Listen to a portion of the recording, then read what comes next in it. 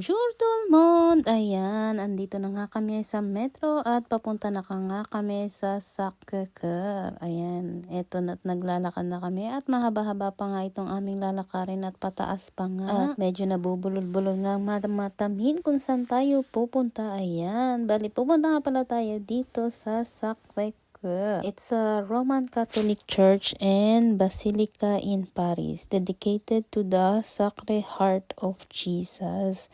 Yung pala yung Sacré-Cœur du Montmartre. Ayan guys. And ayan yung simbahan na yan. Sobrang ganda guys. Tapos sobrang haba din ng pila para makapasok ka sa loob.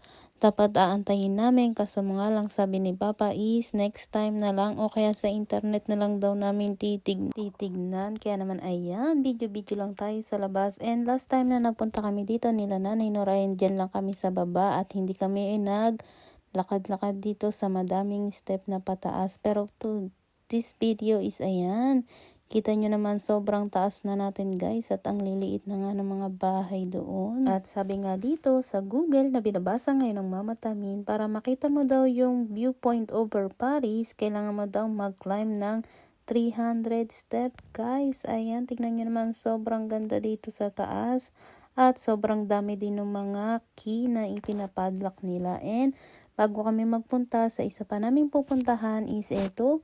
Kumain muna kami ng hapunan dito sa Popeye. Ayan, hindi ko alam kung anong tawag talaga dito eh. Kasi magkaiba sila sa English at sa French. Ayan, sobrang sarap nga ng spicy chicken wings nila. At ayan, nakababa na kami sa metro at pupunta naman tayo dito sa Pyramid. At dito nga sa susunod nating pupuntahan ay ang Pyramid du Louvre. Ayan, bali gawa siya sa metal and the glass. And sobrang laki din ng pyramid dito and hindi ako nagkakamali is 4 yata siya. Merong isang malaki at 3 maliit yata. Ayan, di ba hindi sure ang Mama Tamin nyo. At habang papalapit nga tayo is ayan, meron ditong nag-music o nagbabayolin. Ayan, sobrang ganda nga nito guys at sobrang laki. Gusto nga sana lang pumasok sa museum kasi mga lang guys is sarado na. Ayan, bali late na nga kami pumunta dito kasi balak talaga namin makita is yung umiilaw siya sa gabi o yung may ilaw yung pyramid. Tignan nyo naman, sobrang lawak dito guys. Ayan, museum yata ito.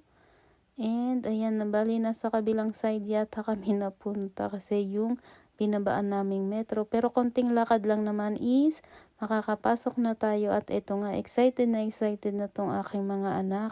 Akala ko is nasakit yung paa ni Charlene pero diretso pa rin ang takbo niya. At ayan na, eto nga, sobrang sakto rin yung dating namin. Tingnan nyo naman, parang kumikinang-kinang dahil yung paglubog ng araw is naandun mismo sa pinakaano ng pyramid, diamond pyramid. Ayan guys, sobrang ganda, sobrang laki.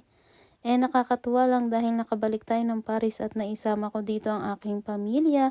Kasi last time is ako lang dahil nga nagkasakit si Charlene noon. At ito nga aking anak, may Paris position pa o passion si Mateo. Talagang bumili pa siya ng sombrero na yan. Kaya naman maraming salamat sa aking kumare na sinamahan kami dito.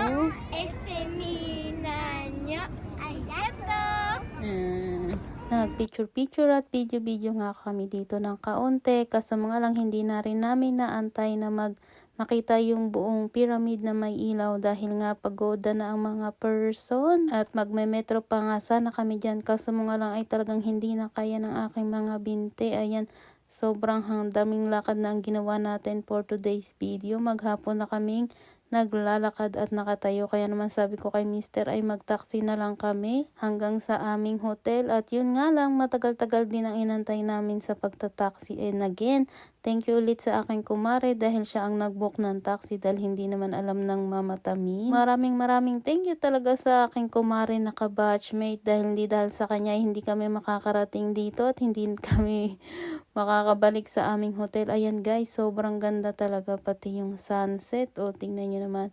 And then sa wakas, ayan, nakarating na yung taxing inaantay namin. At ayan, Ihahatid na tayo mismo sa harap ng hotel at hindi na tayo maglalakad pa. At dahil nga nung unang araw ay ayaw nang bumalik ni na Matias sa Eiffel Tower ay hindi na namin nakita na may ilaw yung Eiffel Tower. Kaya naman eto, inabot na tayo ng gabi sa galaan. Kaya naman habang nasa van kami is nakita ni Matea na umiilaw yung Eiffel Tower, kaya naman binidyohan niya dito. Talaga namang sinulit namin yung pag-stay namin ngayon dito sa Paris. Ayan, kundi dahil sa pagpa-passport sa mga bata, hindi kami babalik dito guys. Kaya naman ayan, sinabay-sabay na natin lahat ang pagpunta sa Paris, ang paggala dito, passport, birth report, tapos yung Disneyland nga is yung request ng mga bata para sa kanilang birthday. Ayan guys, tingnan nyo naman, sobrang ganda ng Eiffel Tower at ayun na nga nawala na. And sobrang busy nga simula nung dumating kami, kaya ito na, the next morning is maaga na namang nagising ang inyong Mama Tamin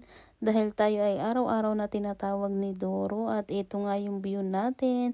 Good morning Paris! Maaga talaga akong gumising dahil nga pagdadrive pa tayo papunta sa Disneyland at kailangan nating maagang pumunta doon para masulit naman natin yung ating entrance. Ayan. Bali nag-breakfast lang ulit kami dito sa hotel tapos diretso drive lang. Salamat!